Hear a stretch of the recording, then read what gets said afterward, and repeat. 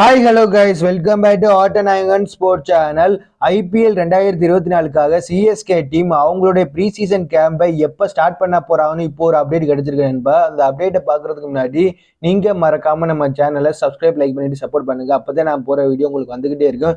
நீங்களும் பார்த்துட்டு like and subscribe பண்ணுவீங்க. சிஎஸ்கே இனி பிராக்டிஸ் சீசனை எப்போ ஸ்டார்ட் பண்ண போறாங்கன்னா மார்ச் 1ஆம் தேதி அன்னைக்கு ஸ்டார்ட் பண்ண போறதாக சொல்லியிருக்காங்க நண்பா. பிப்ரவரி 29ஆம் தேதி அன்னைக்கு சிஎஸ்கே டீம்ல இருக்கிற இந்தியன் பிளேயர்ஸ் எல்லாம் ஜாயின் பண்ணிடுவாங்க ஹோட்டல்ல. அப்ப சிஎஸ்கே ப்ரீ சீசன் கேம்ப மார்ச் 1ஆம் தேதி அன்னைக்கு ஸ்டார்ட் பண்றாங்கன்னா தல தோனி பிப்ரவரி 28ஆம் தேதிக்குள்ளே வந்துருவாப்லன்னு எனக்கு தோணுது.